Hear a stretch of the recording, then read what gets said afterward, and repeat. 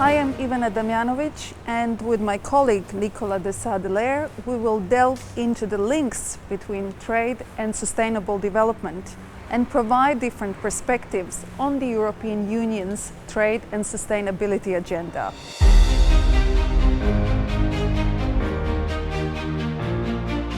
It's our pleasure to interview Amandine Van Den Berghe, senior lawyer at ClientEarth, Brussels. Amandine, could you define the concept of sustainable development? It's a tricky question, especially for lawyers, because there is no legal definition of what sustainability means.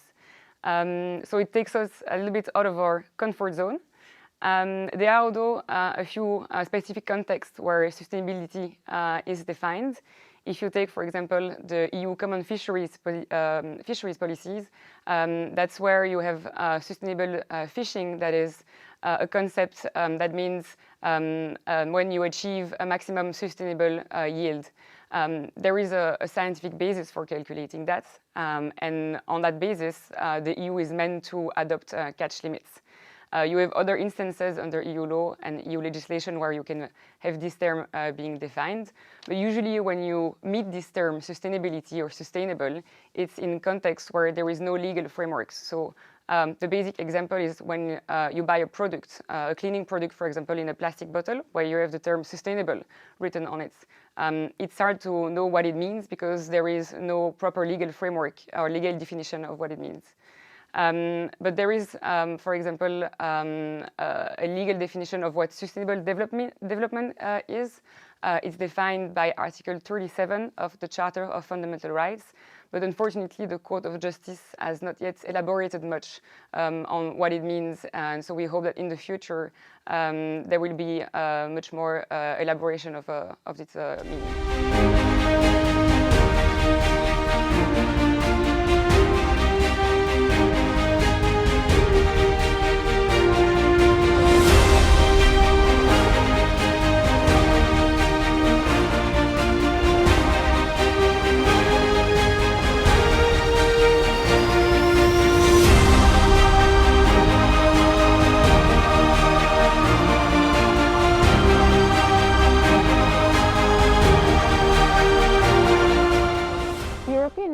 Has been introducing a number of measures at different levels, bilateral and unilateral, in order to incorporate sustainability into trade. These measures also include free trade agreements with third states and in particular trade and sustainable development chapters. These chapters include provisions on the participation of civil society in the implementation of these agreements, for example through civil society forums and domestic advisory groups. Could you tell us how is work carried out in these forums? Have these forums been effective in achieving outcomes that you want to see? Yes, ClientEarth has been a member of the domestic advisory group of the agreement between the EU and Canada, so the CETA agreement. We've been a member for a few years. Our mandate is actually coming to an end in the next month.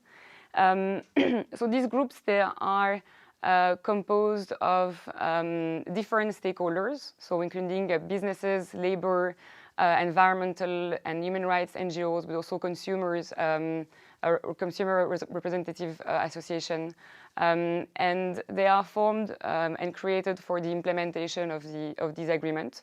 So I think a first note is that those groups do not exist when the agreement is actually being negotiated. So that's already a first problem, is that during the negotiation, there is no group of stakeholders to which the Commission can return for engaging effectively. And those groups, when they are implemented at a later stage, as I said, they are composed usually of 3 different groups, so the business, labor, and then often what they call others, which include human rights, environment, consumers. So I've been part of the group of others under the CETA domestic advisory group, and our role is really to monitor the impacts of the agreement on sustainability issues. It's our role to advise the governments or the Commission, the EU institutions, on how the agreement is being implemented, what are the impacts it causes on the environment and other aspects. And I have to say to be very honest, the influence that we have is quite limited.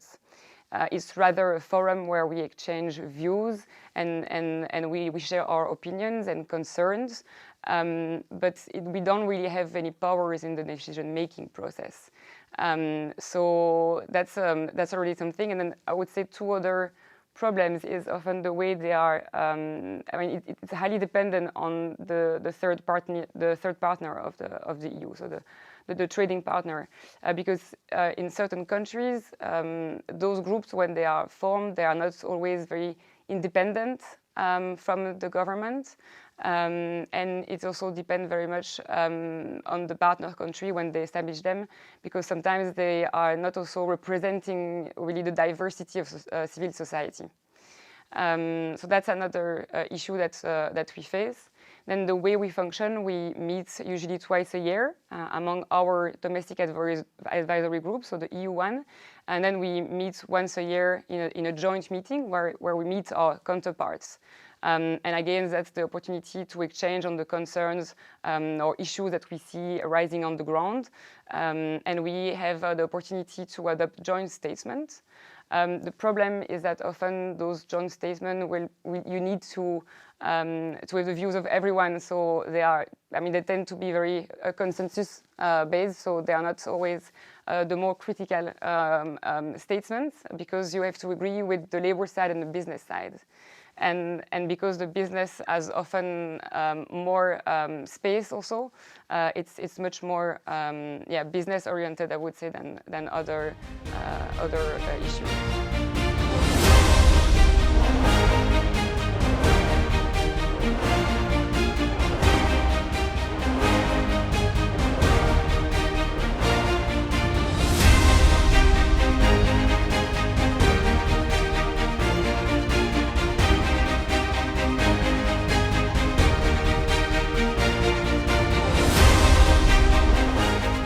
In 2015, the EU adopted a regulation allowing businesses to bring trade-related complaints to the European Commission. However, that procedure was restricted to businesses.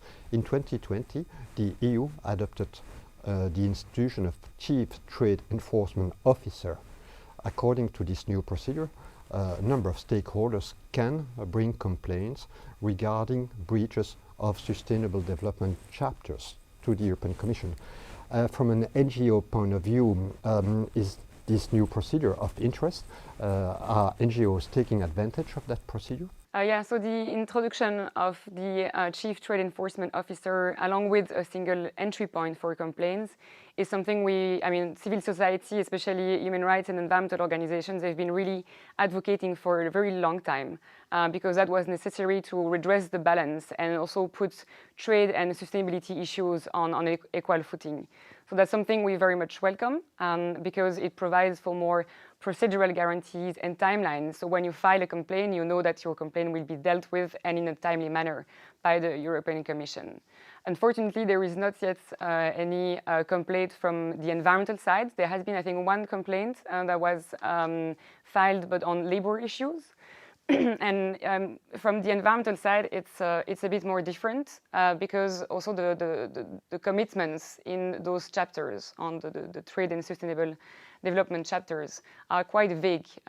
So for civil society to actually monitor those commitments, and it's very difficult to identify a violation, because most of the provisions under those chapters, they are repeating or reiterating the existing commitments at international level.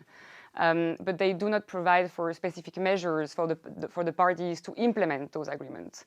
So because of the vagueness of those provisions, it's also very hard for civil society to actually, as I said, identify a violation and then bring a complaint. So I would say that's the major issue, so we will see in the future. But that's definitely a very important tool, and it's something that is welcome. Now, how it's going to be actually also implemented by the Commission remains to be seen, because, as I said, the only complaint that has been filed for now is the one on labor. So we also need to see the next step.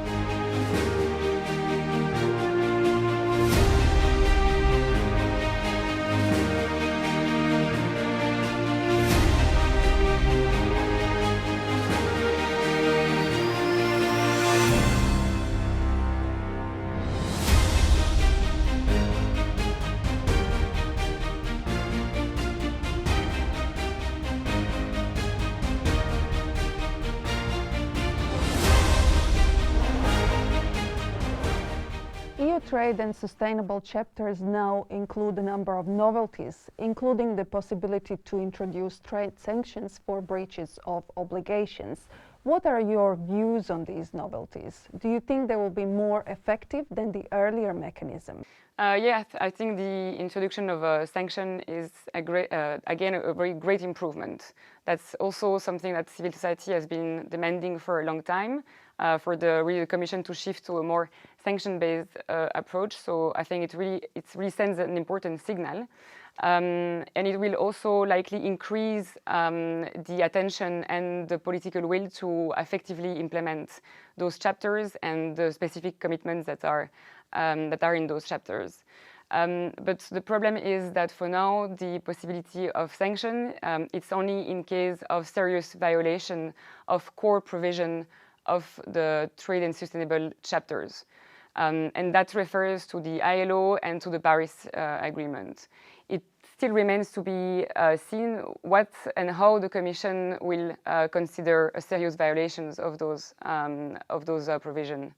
So I think the effectiveness will depend very much on how the Commission will implement that. And I would say more generally that the improvements that the Commission has brought through this the review of its approach on trade and sustainable chapters. One key thing that they promise to do also is to really move away from chapters where they replicate, the same chapters in all agreements. So a copy-paste, if you want, of those chapters, and be more specific actually to the context of the agreement and the trading partner. So that's very important. I think we have a good example with the latest agreements that were negotiated with Australia and New Zealand, where we see there that there is an increased ambition in the commitments the commitments in those chapters, moving away a little bit from the vague commitments that we can find in existing trade agreements.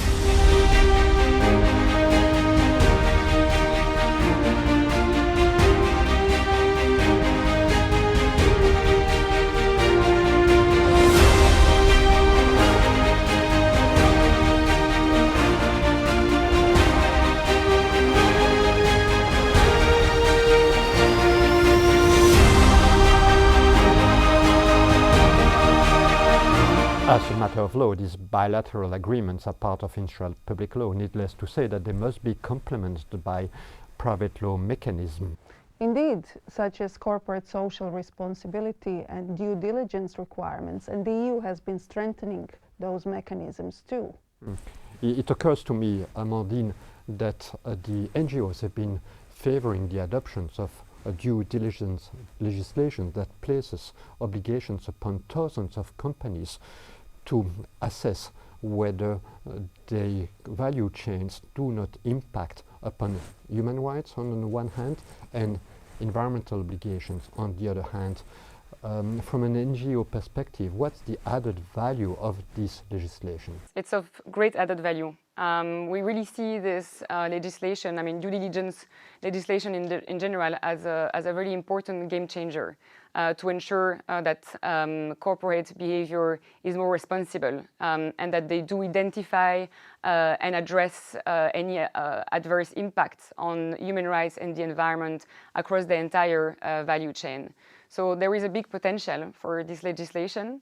And from our perspective, from an environmental perspective, what is really crucial is that the environmental impacts that are defined in this type of legislation is really comprehensive. Because we see with existing legislation, for example, the French duty of vigilance law, that does not really define what environment means. It's very broad, so it offers the opportunity to companies to pick, the type of environmental issues that they want to look at in their value chains.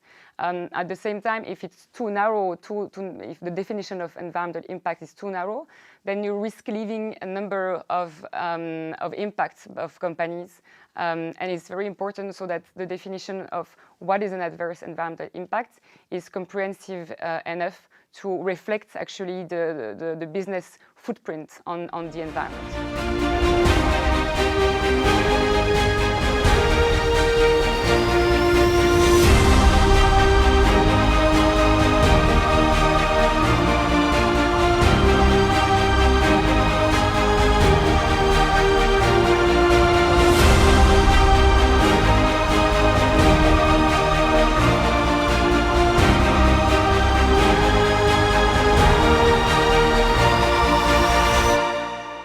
final question, Amandine. The impression is that trade is unpopular among environmentalists. Why is that the case? There is a lot of skepticism among environmentalists about trade, because trade in itself can be benefits, but it can also have negative impacts, notably on the environment. Trade can lead to the overexploitation of natural resources, so it can lead to deforestation or overfishing. That's usually a first problem. Then a second one is that often trade rules are seen as a tool also to undermine environmental regulations or to lower the ambition on environment. And that's because trade rules in general put the environment as an exception. So I think environmentalists often see trade as a way where profits or business come first before the environment. And I think a third issue is often the lack of transparency around trade, especially trade negotiations. They happen behind closed doors, and trade agreements can have really wide impacts on people as well. So that's also another problem of trade. So I think a way to also overcome this skepticism and from environmentalists is for the EU also to completely rethink its trade policies and how it uses and see trade instruments, trade rules. For us, it's very important that trade is actually used as a means to achieve environmental objectives. So we need to change the way we see, for example, trade agreements. I think we should stop asking ourselves, okay, is this trade agreement having any negative impact on the environment?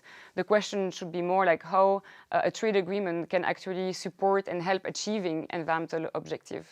So in other words, you are advocating in favor of an overhaul of the regulatory approach at international level. Also at international level. Of course, the EU cannot do that alone, but I think there is also a big opportunity for the EU to take the lead on this. Thank you, Amandine, for providing your NGO's perspective on EU trade and sustainability. Thank you. And thank you, Nicolas.